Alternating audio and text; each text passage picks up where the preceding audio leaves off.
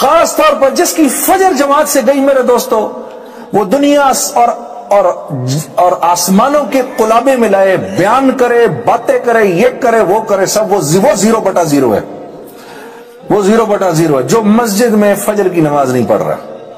یقین کرو، ہاں، جس نے فجر کی نماز کو قابو کر لیا اس نے زندگی کو قابو کر لیا، ایسے پکڑ لیا، اس کو گردن سے پکڑ لیا، پھر کہیں نہیں بھاگتی زندگی اس کے ہاتھ سے۔ یہ ذرا مشکل پرچہ ہے، ہاں، تو اس کی بہت نیت کرو۔ یہ نوجوان لڑکے جو بیٹھے ہیں، میں تمہیں بتا رہا ہوں قسم سے، سب سے مشکل جو ہوئی مجھے، ہاں جی، میری زندگی جو ہے نا کلابے کھاتی تھی نا، وہ کھاتی تھی جب فجر کی نماز قابو میں آ گئی نا، تو سب سمجھ میں آیا، اچھا میں کیوں پیدا کیا گیا تھا۔ اچھا میں اس لیے پیدا کیا گیا تھا کہ میں فجر کی نماز آ کر مسجد میں پڑھوں۔ ہاں، فجر کی نماز، فجر کی نماز کرتے ہو نا دل سے ارادہ انشاءاللہ، نہیں چھوڑنا، اس نماز کو نہ چھوڑنا، فجر کی نماز کو نہ چھوڑنا مسجد میں۔ ہاں، جو فجر کے ٹائم سویا ہوتا ہے، جو فرشتے رزق بانٹنے آتے ہیں نا، وہ رزق لے کے اس کے منہ پہ مارتے ہیں اور چلے جاتے ہیں۔ ہاں، اس کے چہرے پر سے اللہ صلحاء کا نور ہٹا دیتا ہے، صلحاء کا نور ہٹ جاتا ہے اس کے چہرے سے، جو جان بوجھ کے فجر کی نماز کو قضا کرتا ہے۔ میرے دوستو، اللہ کے نبی نے جتنی برکت مانگی ہے فجر کی نماز کے ٹائم پر مانگی اس امت کے لیے۔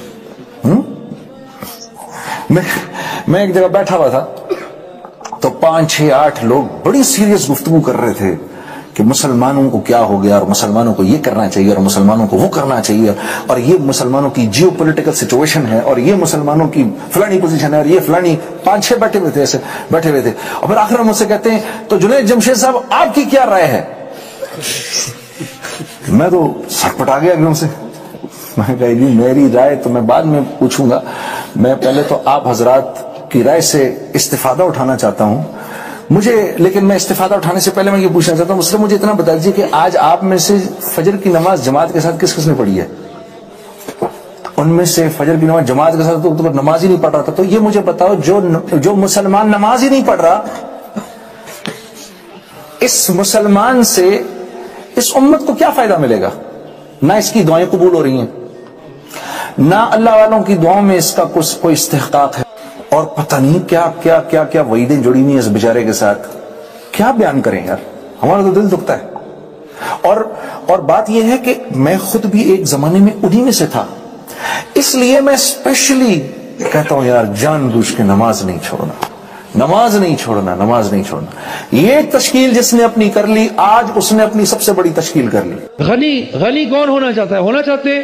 ہاں، جب ارے اللہ رب العزت جب کوئی چیز آفر کریں، اللہ کی آفر آئے، فوراً ہاتھ اٹھانا چاہیے، مجھے چاہیے، ایسے نہیں دکھانا چاہیے نہیں میرے کو ضرورت نہیں، فوراً ہاتھ اٹھانا چاہیے، جی مجھے ضرورت ہے، اللہ مجھے غنی کر دے۔ ایک ہوتا ہے امیر ہونا، ایک ہوتا ہے غنی ہونا۔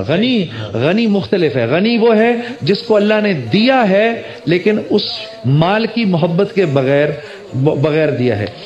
جو فجر کی نماز کے بعد سے لے کر دن کے ختم ہونے تک 300 دفعہ الملک پڑھے گا، اللہ اس کو غنی کر دے گا۔ الملک اللہ اس کو غنی کر دے گا، مالدار کر دے گا۔